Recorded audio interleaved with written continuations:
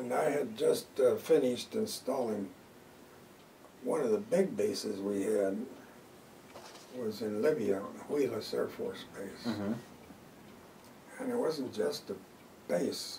We also had about 30 square miles of desert for the gunnery range, which was all of our aircraft in Europe used to fly down to Libya for 3-4 days and dive bomb and fire out on the range.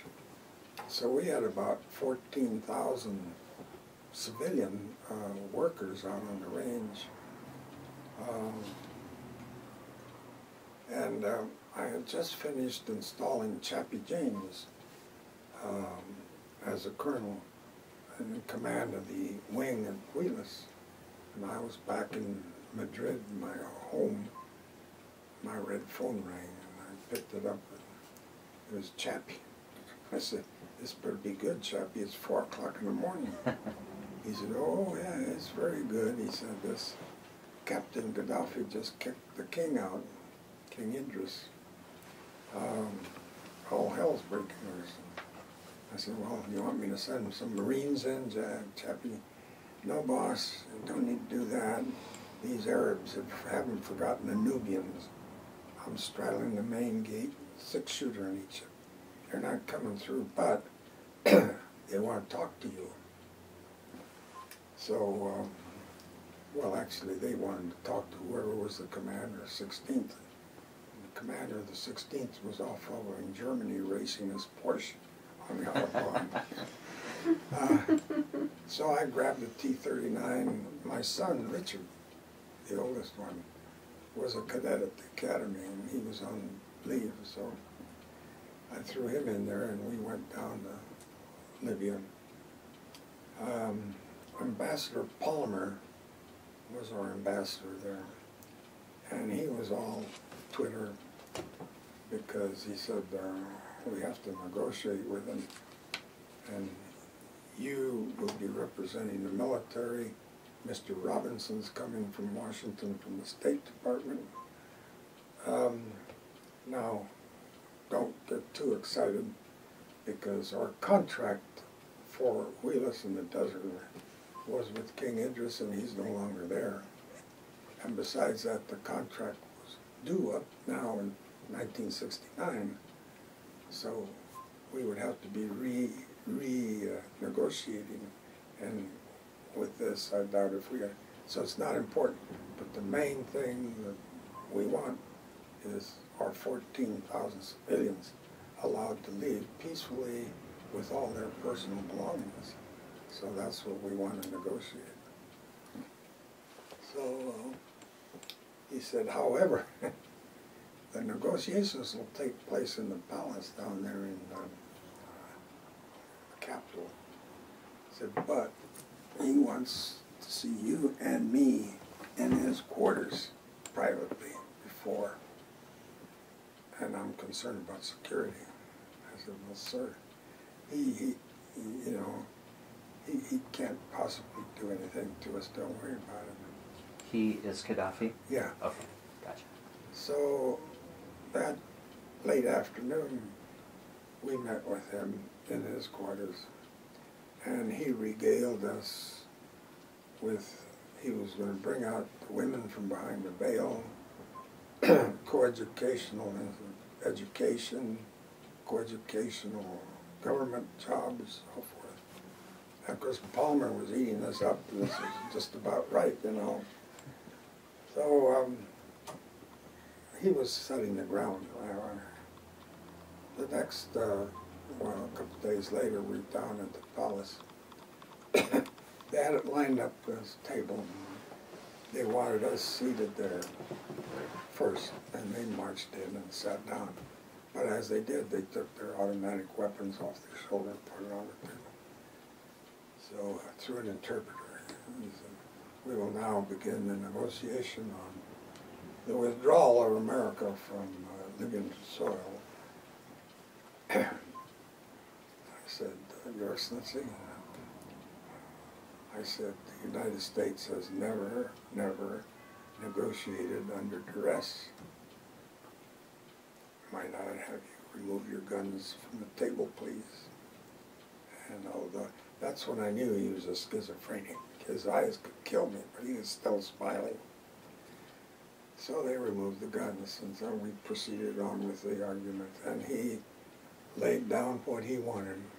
He wanted us to leave everything there at Wheelis, everything. Airplanes, everything. So again, I said, Your Excellency, every time the time was right, Palmer would nudge me, my turn to answer. Oh. So I got up and I said, Sir, I assume by the request you've made, you believe that you've been at war with the United States and you've won. No.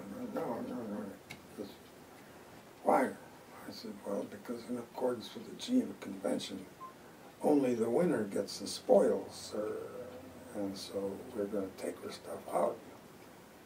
Well, that engendered a discussion about what did the Geneva Convention say about that.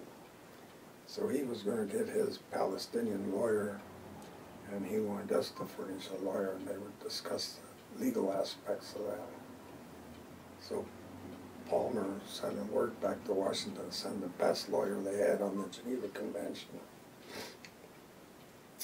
So I was given the task from the embassy to go pick up the lawyer at the airport. He was going to come in on a military air. So I'm down there, and out of the airplane comes this lovely vision. She would have made Gina Lybia look sick. Baker? Yes, I said, we've been waiting for you.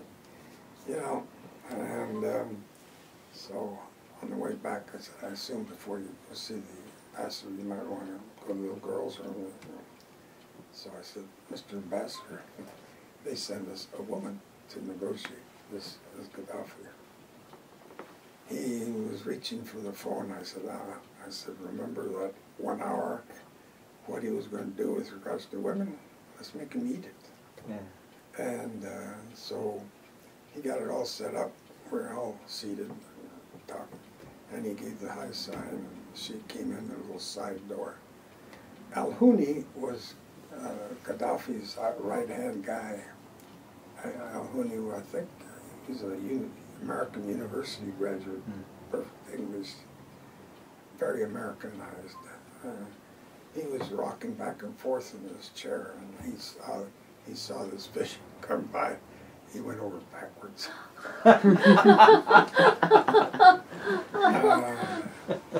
So as lovely, as soft and lovely as she was, boy, that gal was made of steel inside.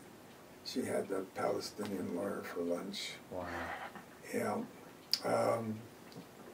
We took everything out of there. I even took the commodes out of the latrine. But my own ambassador would not let me do the final thing I wanted to do. In Libya, it doesn't rain often, but when it does, it just pours down. And so they had built underground these 6-foot diameter concrete culverts to carry the water away. And we had out there at Wheelis tons of bombs and ammunition and whatnot that to lift them out by air, number one, is hazardous, number two, expensive. So what I wanted to do was put all that bombing in these tunnels and wire them up electronically, so someday offshore they could hit the button and Ambassador Palmer said, the military mind always amazes me. He said, we have gotten what we came for. We've got everybody out with their person. Just leave it alone, leave it alone. I said, sir, 72 hours or more after we leave, there's going to be Russian MiGs on those ramps. No. Well, anyway, I was right, they were, but I was denied the thing I wanted to do. So, anyway, we got the hell out of there, and General Stan Brown up here in Riverside, he was a lieutenant colonel then. He got orders from Washington he was in Germany, and he was the guy that used to fly T-39s. Mm-hmm. So he was ordered to go down to Libya. I was last man out of Libya Wow. to get us out, get me out. And so yeah, my son and I both got out of there just in time. Amazing story. Hmm? Amazing story.